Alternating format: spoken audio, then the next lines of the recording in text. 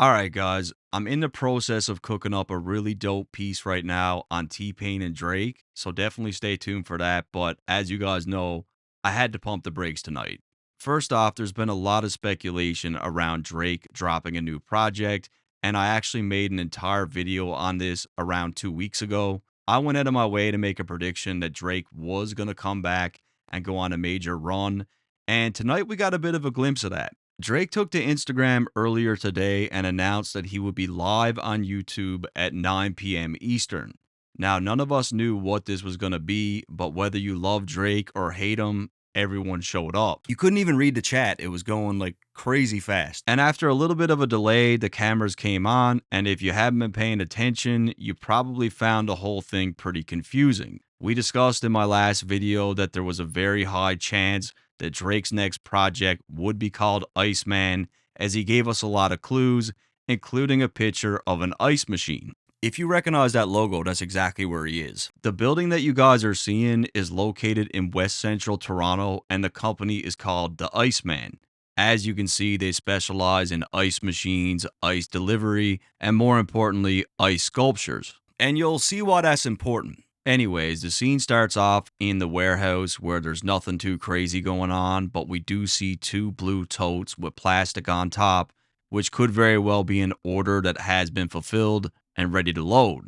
The scene switches a few times, however, next we see a block of ice in a rectangular shape, and you can see this is placed on a CNC machine. I was a manager at a fab shop before I started YouTube. We did like piping and like steel and shit like that, but it's all the same. Now, this machine is what is used to create all the sculptures that I just showed you. You basically program the settings and it will cut the ice to specified values. That's exactly why we see Drake enter the scene and he starts to take measurements. He's taking the measurements. He's confirming that it's the right size for whatever sculpture that he wants. Now, we can assume all day what the sculpture could be. Maybe it's like an owl or something that's related to the album. Right now, we're on episode 1 of Iceman. I have a prediction that episode 2 will probably see the sculptures, or we'll see them at some point. This looks like it's going to be a series. There's more to come. We then see a bunch of other blocks that appear to be the same dimensions, possibly waiting to be machined into other sculptures. Drake then walks through the warehouse, and you can see he has a clipboard and a measuring tape. The scene then switches to a very familiar place for most of us, as right now we are in the employee lunchroom. You can see we have a We the North Raptors flag, which honestly was just probably there because don't forget we are in Toronto.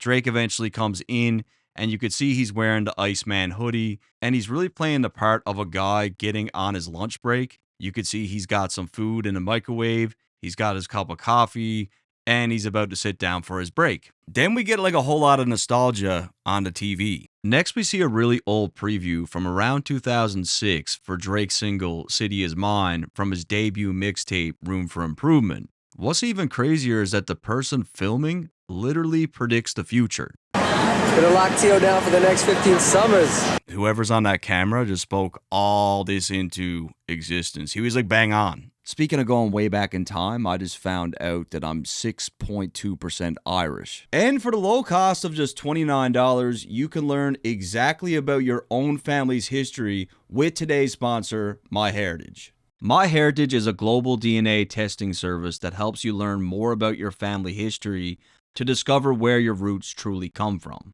Their DNA test covers 42 ethnicities and over 2,000 geographic regions, which is more than any other testing company out there. I've been curious about where I come from, so this is like a really cool way to do it. They sent me this kit, and using it couldn't have been any easier. Just a simple cheek swab, took 2 minutes tops. Then you send it back and wait about 2 to 3 weeks for your results. And I got mine back, so let's check out my results. 30.2% Scottish. On 29% English, I figured that makes sense. 9.5% Dutch. I would have never ever guessed that. MyHeritage also has a DNA match feature where, as you could see here, you could see your ancestors and your relatives in real time. Some of these people I've had to ask my parents about, and just for peace of mind, MyHeritage is committed to their privacy policy. This means they'll never sell or license your genetic data, and that's important to me. My Heritage also has a feature called Ancient Origins, which traces your lineage back 10,000 years. The Ancient Origins feature has over 422 ancient populations such as Imperial Romans, Norse Vikings, and ancient Egyptians. With this feature, you'll discover where you descend from and learn how your ancestors lived. The fact that they can even do this is remarkable to me. And if you're curious too, My Heritage is running a special promotion right now only for you watching this video. Click the link in the description or scan the QR code on the screen right now and use the coupon code What's the Dirt to get your DNA kit for just $29. Big thanks to My Heritage for sponsoring the video. QR code here, link in the description. Next, we could see Drake mingling with the people in the city of Toronto, and it's clear that he's got some decent local buzz. That's my favorite song. I never knew that. The truth right here. Drake. Shout out to my boy Nelly. Now, I'm not from Toronto, so I can really only try my best here, but Drake looks to be walking in Dundas Square, maybe even Yonge Street, which is some of the busier parts of downtown. That's definitely where all the action is, and you could see that some people are recognizing him, but for the most part, he's walking freely through the city like a normal pedestrian. Make a mental note of this because these streets he's walking down, the way he's interacting with the fans, that's all important for later. There's also some familiar faces. It's pretty blurry, but this definitely looks like Nico, and much like a lot of Drake's team, he's a co-founding member of OVO, and he's still in the picture today. These guys are a close-knit team, right? And I always felt like that stood for something for Drake, that the closest people in his life have really been with him for over 20 years, a long time. Next, we get footage where Drake claims he's in a studio and he cracks a joke about how he's writing lyrics for someone else. But I'm in the studio writing, you know what I'm saying? I'm trying to put them on. I don't know if Nick told you, but I write all of Nick's rhymes. Now, the person that he's referring to is American rapper Nicholas F. This was an old friend of Drake's during the Room for Improvement days, and you could see he's featured on a bunch of tracks from that tape. He's also featured on the Comeback season as well. Next, we see Drake on stage at a show, and I'm pretty sure this took place at Cool Haas in Toronto back in 2006. This was when Drake opened up for Ice Cube, and he only got $100 for the show. And he's definitely on some backpack shit. We hear a lot of Budden influence.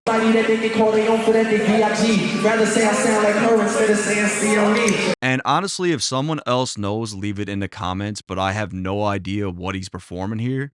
If the crowd was there to see Ice Cube, it's definitely a bold move to do an a cappella performance like this, but he does a good job. It's pretty muffled, but a few standout lines that I caught were when he mentioned a bunch of Toronto rappers.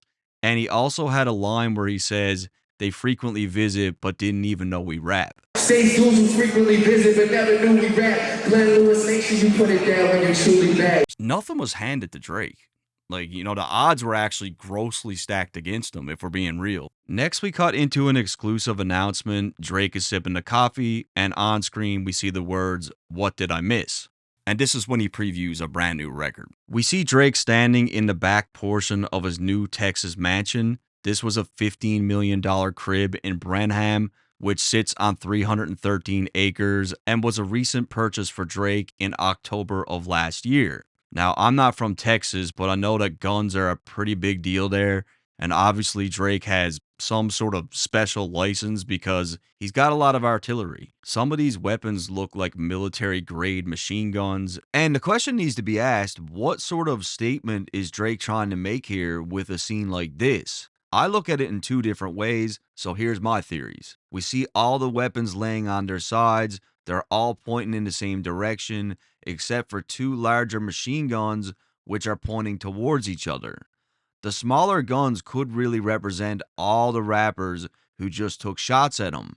Drake is basically saying, none of that shit worked because I'm still here. I'm still standing. However, there is a bigger war at play that supersedes anything that those rappers have going on because the real war for Drake are with some very powerful people. The machine guns represent a higher class, something the smaller guns couldn't go up against even if they wanted to, and that could be related to what Drake has going on with UMG. My second theory goes the completely other way with it. In the song I'm about to break down, Drake is coming with a really aggressive energy. he continually says, let's go. It's with all these guns where Drake could be saying, I'm back, I'm fully loaded, I got a lot of ammo on all you guys, I can go multiple rounds, I could take this in many different directions. You guys really fucked up because I'm not going out like you thought. I can go the distance. I don't give a fuck if you love me. I don't give a fuck if you like me. So pretty direct. Drake has been getting a lot of hate post beef. A lot of people turned on him, so he's letting them know. Asking me how did it feel? Can't say it didn't surprise me. Again, same energy. Drake is not all that shocked with some of these guys switching up. Keep in mind, he also has an active lawsuit with UMG, so this could easily pertain to some of the executives too. UMG made billions of dollars off Drake, right? Last time I looked to my right, you niggas was standing beside me. So again, Future, ASAP, The Weeknd, Rick Ross, Kendrick, all people that Drake helped. And this is all fitting in with the Iceman theme, right? Like, fuck all you guys, bro. It's over. How can some people I love hang around pussies who try me? This one is very likely directed at LeBron, who switched up on Drake and went to the pop-out show to support Kendrick. And honestly, I think this one definitely cut Drake the deepest. If you really want, I could do a piece on LeBron and Drake, like that whole history. Leave it in the comments. Next, we hit the hook, and right off rip, the production definitely goes crazy. What did I miss? And now we get the first verse. Oh, I'm whipping around on like 600 acres. Let's go. Drake claims he's cruising on 600 acres. I thought the house that he bought was 313, but who knows? Maybe he bought the neighbor's lot. Nothing surprises me. I do remember when Drake and Rick Ross were going back and forth. They were talking about their mansions and how much land they had, which is interesting because it happened before he bought this new Texas spot. Ross is currently sitting on 235 acres in Georgia. And with this recent purchase, Drake is now sitting on 313 in Texas. We couldn't relate. This is how rich people fight. Oh, you niggas just better not ask for no favor. Let's go. So again, Metro, Future, Rick Ross, any of you guys that switched up, stay on that side. No more favors.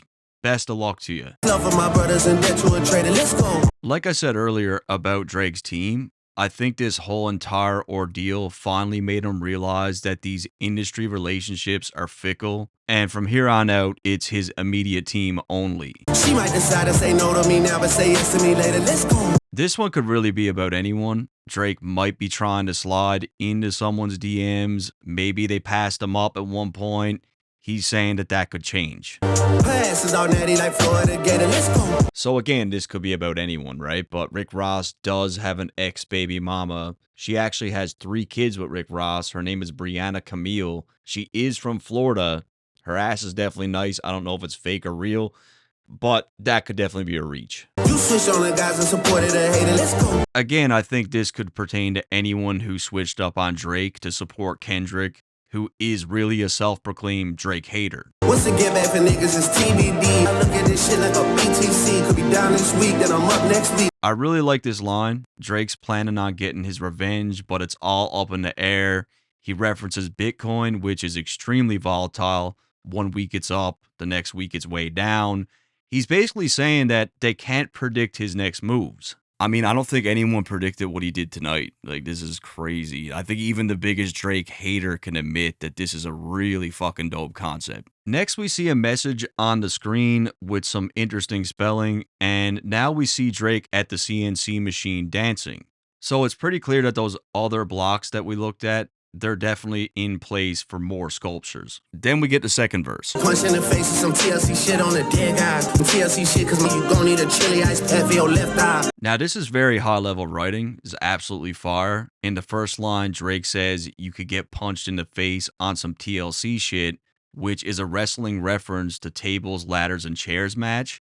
These matches are notoriously violent, and Drake is saying whenever they meet is going to get ugly. He even makes a bit of a West Coast reference here, and he says on the dead guys, where usually you hear on the dead homies. And then there's the fact that Kendrick literally said these exact same words on GNX. On the dead guys, nigga, I ain't going. Then in the second line, he says on some TLC shit, this time referencing the iconic R&B group. And then he says you're going to need a chili ice pack for your left eye, which is really dope because applying an ice pack to someone's eye is a form of TLC, like what your mom would do as a kid, showing tender love and care. It's here where he's also making a reference to two of the members in the TLC group, Chili and Left Eye. Lastly, the more obvious, someone is going to literally get punched in their left eye. Fire. I'm back in your city tonight, walking around my head high. So it's here where Drake says he's going to be walking around LA with his head up high. And let's be real here, being called a pedophile is disgusting. Kendrick better hope that he never runs into Drake's team. It would get very ugly because it's far beyond a battle for Drake at this point, clearly. I don't see a world where they cross paths anytime soon. I saw bro end up pop out with Denver and did Ryan Gangsta's headlines. All right, so again, LeBron is catching some heat for showing up to the pop-out show. He had a very close friendship with Drake, and he claims that LeBron was dick riding since his track Headlines. And I even found a tweet from 2011 from LeBron where he said that was one of his favorite songs. Did he say headlines or hairlines? Or is it both? Like, because LeBron had a crazy ass hairline. It feels like nobody's there until you start giving out two-tone. And nobody cares until they're in front of your tombstone. So this line is also fire, and I also found it pretty sad. Drake is basically saying that nobody is truly loyal and that they only care when you're forking out money and gifts, like a two-tone watch. But don't forget, Drake helps people out with hooks and features, and he does this in two tones by rapping and singing. That I really like too. In the second line, he's talking about how nobody cares until a person is dead, which is insanely true even outside of being a celebrity. It's a story as old as time. I'm pretty sure Nipsey had like a quote at one point, like gives flowers when you could smell them or something like that. Y'all been on that type of timing for too long. Playing off the reference to the watch, Drake claims that these guys have been this way for a very long time. They have used him to no avail. Iceman, Tiffany, blue stones, I done made plenty shit right at a two-wrong shit. Let's go. So this is the first time that we hear Drake make a reference to Iceman in his lyrics. We can definitely assume at this point that the album will be called Iceman. He says Iceman, Tiffany, blue stones, and he did make a post about 6 weeks ago with what looks to be an iced out Daytona, and it does appear to be blue. The last line is pretty much a twist on the old saying, two wrongs don't make a right, where Drake is saying that he defies that. He's turned a lot of pain into progress, conflict into profit. For him, wrongs do make a right. This is pretty much exactly what I was talking about in my video 2 weeks ago. So that does it for the second verse, but just to talk about the optics of what Drake is doing here, he's literally saying all this while in a freezer. He's basically saying at this point, he has turned to ice, he's cold-hearted, it's fuck everyone, it's fuck the label, fuck the haters, the industry. This is Iceman. By the way, it's 3 a.m. I'm really working here. Hit the like button if you can. Now, for the last verse, Drake really comes with a whole lot of facts, and I love hearing him come with this energy because he really did carry a lot of those guys on his back for years, giving them verses, booking them for tours, sending them wires, sending them money. Drake went above and beyond for a lot of these guys. LeBron at his shows, acting like his #1 fan. Drake is speaking the reality here. When I was looking at y'all and cooking with y'all and giving out verses and bookings to y'all, making sure I was with Hitman when you was all in my crib, looking at hoes, word for word at all of the shows. You always felt like this. Now we're at the point where we see a whiteboard and it shows what appears to be a commercial order or an order for a customer. From my understanding, the dimensions are pretty small. This looks to be mostly different sizes for ice cubes that you would put in drinks. These aren't for the big blocks that you see in the CNC room. These are for drinks. Like it says cocktail drinks on the thing, right? So they're ice cubes. They might be Drake's ice cubes or some customers' ice cubes. Actually, I'm going to make a prediction. I think these ice cubes do belong to Drake. I think these are for a listening party. I think all of his day ones are going to be there. I think he might even stream the listening party. These sculptures are going to be a big part of the listening party. And I think the ice cubes are for the drinks for the party, right? Drake then leaves the CNC cutting room. We see another shot of that Iceman hoodie. Really dope logo. Great marketing for his business. I'm not sure if Drake has some sort of financial involvement with these guys, but Drake then punches in a code on what appears to be some sort of RFID keypad clock-in system. This is likely where an employee will punch in their code to clock in and out of work, probably here signifying that Drake's shift is over. He's putting in his pin and he's clocking out. Drake then walks through the warehouse, pulls the gate closed, and he hops into a commercial delivery truck. It's here where he stays for quite some time, but when he finally pulls out, you can hear people chanting Iceman. Thank you! Now, he does play some more records, right? But I don't want to break them down now because he doesn't play them in full, and I want to wait for the album to come out and like do a full breakdown, right? For the rest, we got Drake literally driving downtown in Toronto. I traced his entire route. He's driving through the city at 9 p.m. on a Friday night in a delivery truck. He's got the window down, and he couldn't be any more carefree. You see him passing by 7-Elevens, banks, McDonald's, graffiti-covered buildings. He goes all the way up Dundas West, completely through Chinatown. People are screaming. People are approaching the van. People are chasing the van. He's got the entire thing projected on the screen in Dundas Square, which is pretty much the busiest area of downtown Toronto. He's definitely not hiding that he's in this city, and he pulls up to meet the fans. I mean, for a star of this magnitude, much less a billionaire, this is insane. He's talking to the fans so casually with zero worries. This whole thing took a lot of coordination, a lot of cameras. The whole thing is streamed live. It's by far the most innovative rollout that we've seen since what Kanye used to do. It's pretty crazy because all those same streets that Drake walked back when he first started in 2006 with his friends chanting "The city is yours," that's pretty much a reality. All the people that walked past Drake on those exact same streets in 2006 know exactly who he is today. It's even crazy to consider that he walked so casually down the streets as a kid, and now he's pretty much doing it at such a higher level. The people in the city respect him. It goes without saying, Drake's legacy in Toronto and hip-hop is cemented. Iceman's looking pretty promising. I got very, very high expectations for this album. I made the prediction that I think Drake's going on another run. I think he's about to do it again.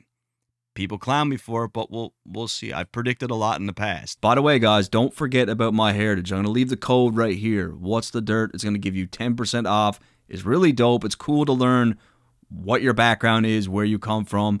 And then also I had a bunch of conversations with my dad that I never would have had. Like just conversations about our history and like who's this person, who's that person. Learning more about my family. It is really cool. What's the get back for niggas is TBD. I look at this shit like a BTC. Could be down this week, then I'm up next week.